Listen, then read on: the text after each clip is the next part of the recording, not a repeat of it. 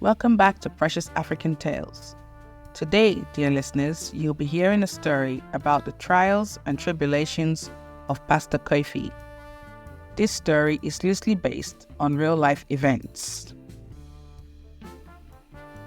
In the Sun City of South Africa was an ordained man of God called Pastor Kofi. Pastor Kofi was a man with a heart overflowing with compassion. He was appointed as the head pastor of the local church. With a modest congregation of about 20 members, Pastor Kofi took on responsibility of spreading the word of God, not only within the church walls, but also beyond, into the very heart of the community. Pastor Kofi was known for his unwavering dedication to evangelism. He would tirelessly embark on door-to-door missions, sharing the teachings of love and compassion. His love for winning souls to God led him from street to street, reaching out to the homeless, the destitute, and the hungry. Pastor Kofi wasn't just a preacher, he was a beacon of hope for those who had lost their way. His heart, soft and compassionate, extended beyond the pulpit. Pastor Kofi felt a deep calling to address the immediate needs of the less fortunate. He would generously give alms to the needy, providing them with sustenance and warmth. The church's resources were often redirected towards feeding programs and outreach initiatives, leaving little for the congregation itself.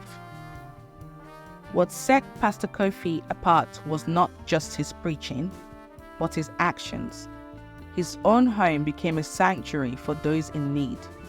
He would invite the hungry and the downtrodden to his humble abode, offering them not only food for the body, but also nourishment for the soul. It was a common sight to see his dining table surrounded by faces filled with gratitude, grateful for a warm meal and the warmth of human kindness. However, within the walls of Pastor Kofi's home, a different story unfolded. His wife, a silent witness to his charitable endeavors, harbored a growing resentment. Their children, innocent yet hungry, couldn't comprehend why their father prioritized strangers over his own family. Many nights, the Kofi family went to bed with empty stomachs, the sacrifice of charity weighing heavy on their hearts. Despite their poverty, Pastor Kofi never wavered. In his eyes, the act of giving was a divine calling that superseded personal comfort. He believed in leading by example, even if it meant that his own family suffered. His wife, torn between loyalty to her husband and the responsibility of a mother, could no longer bear the burden of deprivation. As the whispers of discontent grew within the confines of their home, the church continued to praise Pastor Kofi's selflessness. The town lauded him as a saint, blind to the struggles faced by his own kin. His wife, with a heavy heart, decided it was time to confront her husband about the injustice befalling their family.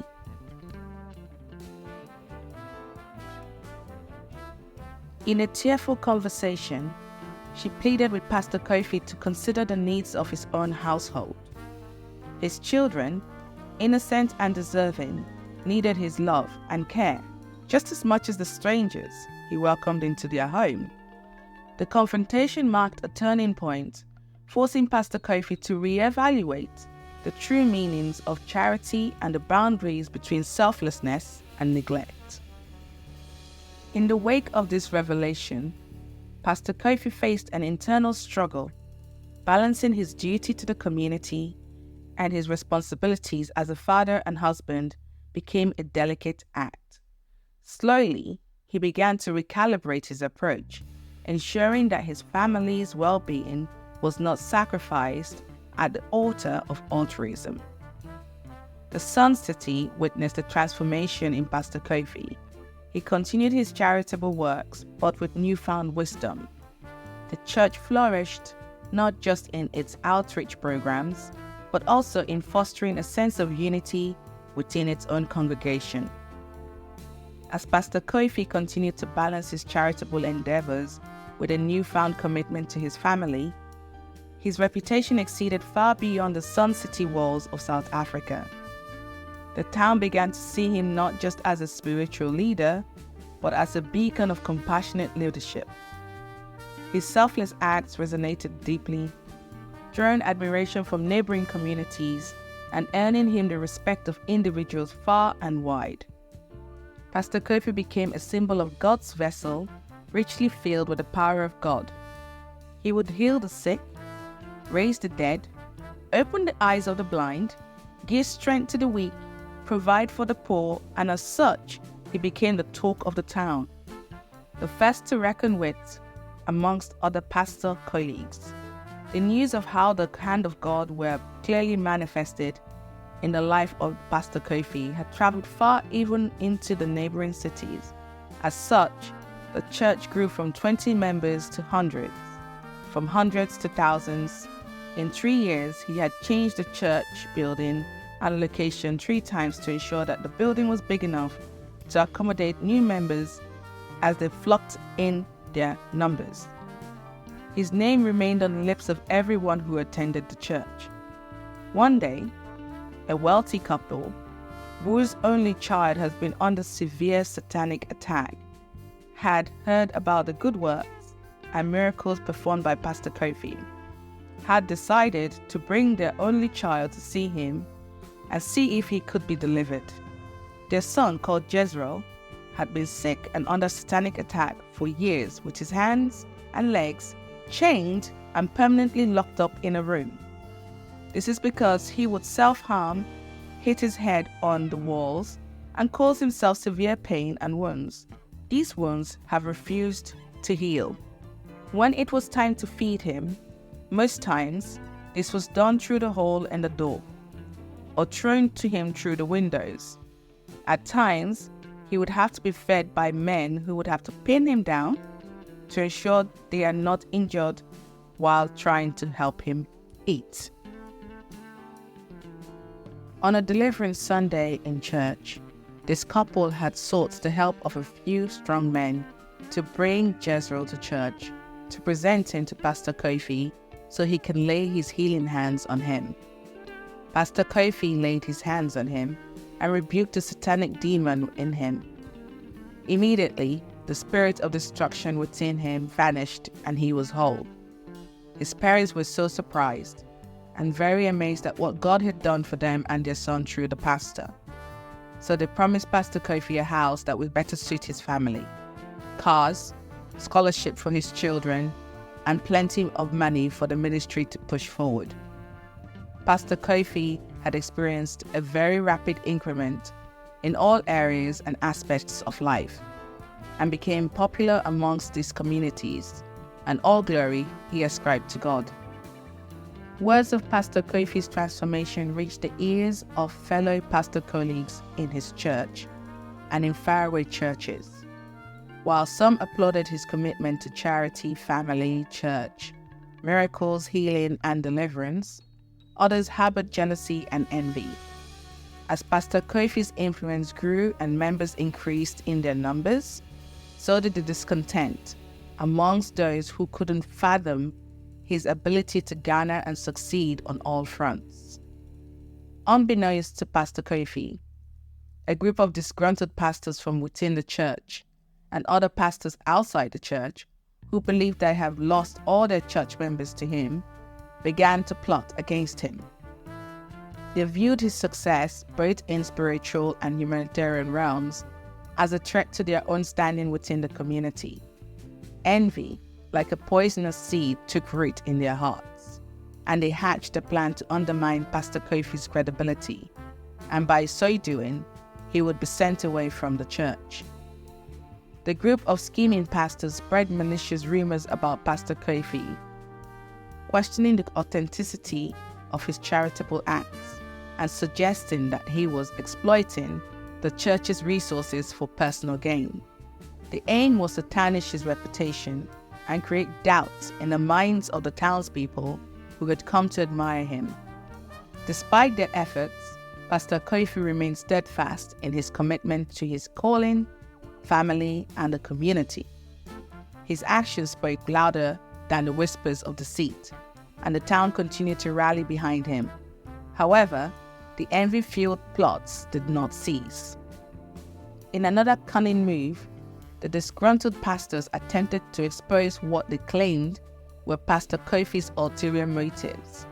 They organized a secret meeting with some influential members of the community, intending to present fabricated evidence of wrongdoing. The town, now caught in the crossfire of conflicting narratives, found itself at a crossroad. Would they believe the baseless accusations, or would they stand by the pastor whose acts of kindness had touched the lives of so many?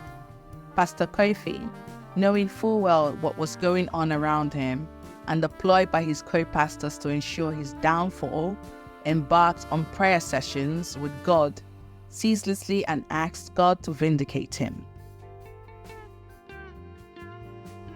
God answered his prayers, and as the secret plot unfolded, a member of the community who had witnessed firsthand the positive impact of Pastor Kofi's charity intervened. This individual, moved by a sense of justice, revealed the truth behind the pastor's schemes. The church members and townspeople, faced with undeniable evidence of a malicious plot, turned against the jealous pastors. The pastors were suspended immediately and were made to apologize to Pastor Kofi. Pastor Kofi forgave them according to his religious beliefs and begged that they be reinstated. The church reinstated them, and they were allowed back to their pastoral duties. As years went by, these pastors' envy and jealousy for Pastor Kofi took a new dimension. They were determined to bring him down, ridicule him, rub his name in the mud, and subsequently, with the hope that he can be sacked from his position as a senior pastor of the church, and one of them can take his place. As years went by, a new whisper of envy and resentment had permeated the air. A group of the same set of conniving pastors had started a new plot against Pastor Kofi. This included Pastor Sam, Pastor Ben, and his wife, Jane. This was fueled by their jealousy of Pastor Kofi's non-stop influence and wealth, whilst Jane's hatred was towards Pastor Kofi's wife, Hannah. This is because she had lost her singing position to Hannah. Hannah had become the preferred singer and favorite lead singer in the church, so she joined the conspirators to get back her position. Jane reached out to her friend called Lucy to orchestrate a deceitful plot against Pastor Kofi. Lucy was a street girl with a history of prostitution in exchange for money. She would lie, deceive, and do all sorts of things for some financial gain. As such, she became the best candidate for the job and was promised a huge sum of money if she was successful in the task given to her. Their plan, sinister in its simplicity, was to fabricate a false accusation of misconduct to tarnish Pastor Kofi's reputation irreparably. With calculated precision, the scheming pastors coached the woman on the details of her false accusation and how to execute it. They instructed her to weave a tale of deceit, alleging that Pastor Kofi had made inappropriate sexual advances towards her during their counseling session. The allegations were as baseless as they were malicious, designed solely to destroy the pastor's reputation and undermine his credibility.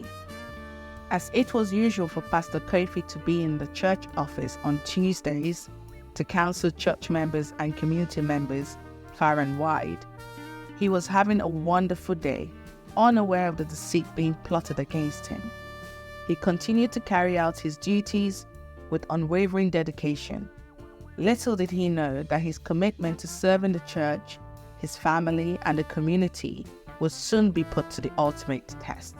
The chosen pawn in this scheme was for Lucy to act as a vulnerable woman seeking solace and guidance amidst personal turmoil.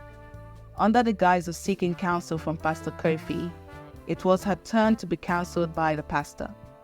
She entered the counseling room within the church office, Unfortunately, Pastor Kofi did not know the trouble and calamity ahead of him. Lucy came in and sat opposite Pastor Kofi. She narrated her story just as she had been trained by her fellow conspirators. As the story became pathetic, she became emotional and started crying, while Pastor Kofi watched on. Pastor Kofi was sympathetic and offered her some encouraging words and a handkerchief to clean her tears. After a while, she approached the side of Pastor Kofi, sat, and tried to get a hug. However, Pastor Kofi refused and vehemently asked her to return to her seat. Within a twinkling of an eye, she had ripped her clothes from the top down to her belly button, screamed at the loudest of her voice, shouting for help. Since her fellow conspirators knew what was coming, they ran into the pastor's office immediately and acted according to their written script. Lucy was made to narrate her story to those present, and in tears, she narrated how Pastor Kofi approached her while she narrated her story. She narrated how Pastor Kofi started touching her inappropriately and subsequently making sexual advances to her. She had to scream out loud for help since all the effort to make the pastor stop did not work, and so she screamed for help. Pastor Kofi, embarrassed, shocked, tried to explain his side of the story. This never happened. During his narration, he burst into tears and said he was innocent, but no one would believe him. As the fabricated story began to spread, whispers of scandal echoed through the corridors of the church. The once united congregation found itself divided, torn between loyalty to their beloved pastor and the insidious doubts planted by the scheming pastors. The fabricated accusations sent shockwaves through the Sun City, casting a dark shadow over Pastor Kofi's once sterling reputation. The town, now engulfed in a maelstrom of doubt and suspicion, grappled with the unsettling realization that their beloved pastor stood accused of a heinous crime. As the accusations gained momentum, Pastor Kofi found himself thrust into a whirlwind of controversy. His once loyal congregation, swayed by the weight of the allegations, began to question their faith in their pastor. The very foundation of trust upon which Sun City had been built now trembled under the weight of deception. He was immediately suspended from his position as the senior pastor of the church, pending the outcome of the investigation. Pastor Ben, one of the conspirators, was immediately appointed as the temporary senior pastor of the church, and Pastor Sam was chosen as the assistant pastor. Meetings after meetings, all efforts by Pastor Kofi to prove his innocence was not successful. Eventually, he was sacked from the church, sent out of the missionary house, and the cars were seized from him and handed over to Pastor Sam. Everything he had acquired while serving as a senior pastor in this church was taken from him.